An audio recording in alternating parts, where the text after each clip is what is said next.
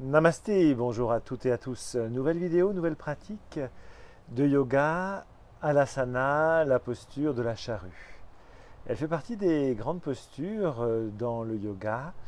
Donc c'est une posture considérée comme une inversion, comme la posture de Viparita Karani Mudra, qui est en fait une posture où on est inversé style chandelle, mais qui est déclinée de plusieurs façons.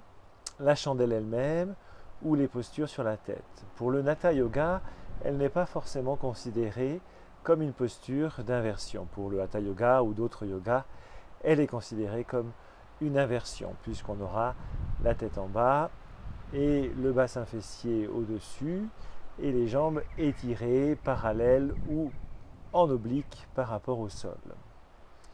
Au niveau physique, physiologique, elle étire vraiment tout l'axe, tout le dos, toute la sphère ostéo-articulaire, musculaire.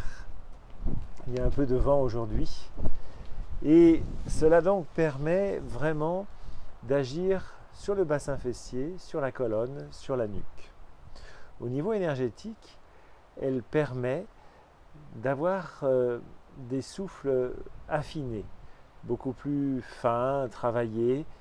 Elle travaille beaucoup les émotions aussi, et de passer du souffle grossier, physique, physiologique, au souffle fin et subtil.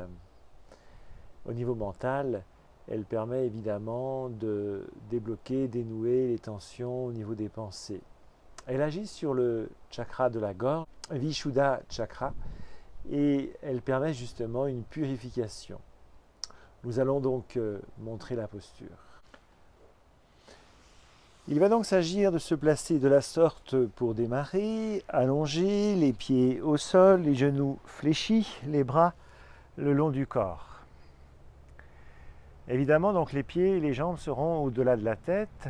Ensuite, sur une inspiration, on va donc monter les pieds, les genoux pliés, impulser donc une montée du bassin fessier et placer les mains au niveau donc du bassin fessier des hanches. Les jambes seront tendues. Alors au départ, on peut être comme ça. Les mains et les bras peuvent être aussi au sol. Et ensuite, tranquillement, on va amener les pieds au sol. L'autre façon de faire sera de placer les doigts vers les orteils. On va trouver un souffle égalisé. Inspiration, expiration, étirer.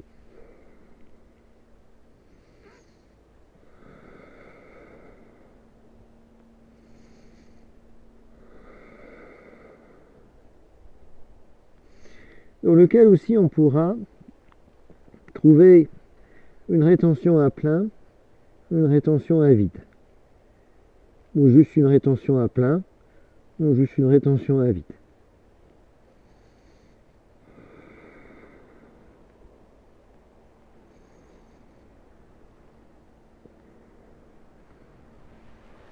Pour revenir, deux possibilités. On peut plier les jambes, les mains se replacent dans le dos au niveau du bassin fessier et on revient tranquillement au sol. L'autre possibilité est de garder les jambes tendues et puis d'amener tranquillement les jambes au sol. Voilà. Pour cette pratique, soit on peut visualiser le souffle dans l'axe, de la base jusqu'à la gorge, voire un peu plus haut, soit juste rester au niveau de la gorge, inspire, expansion du centre d'énergie, expire, condensation, rétraction. Soit on peut partir d'un point externe en face de la gorge. Sur l'inspiration, ça monte par les narines, par le front, ça redescend dans la gorge et là on suspend le souffle, poumon plein. Et pour l'expiration, c'est le trajet inverse jusqu'au point en face externe. Les rétentions à vide se font sur le point externe, en face de la gorge, et les rétentions à plein se font dans la gorge elle-même, dans le chakra. Voilà pour aujourd'hui. Pratiquez intensément. Vous avez la possibilité d'avoir les mains au niveau des pieds ou juste les bras, donc de l'autre côté du bassin fessier. Les doigts peuvent s'entrelacer, les bras peuvent être tendus, ou alors les mains au niveau du bassin fessier. Donc je remontre vite fait.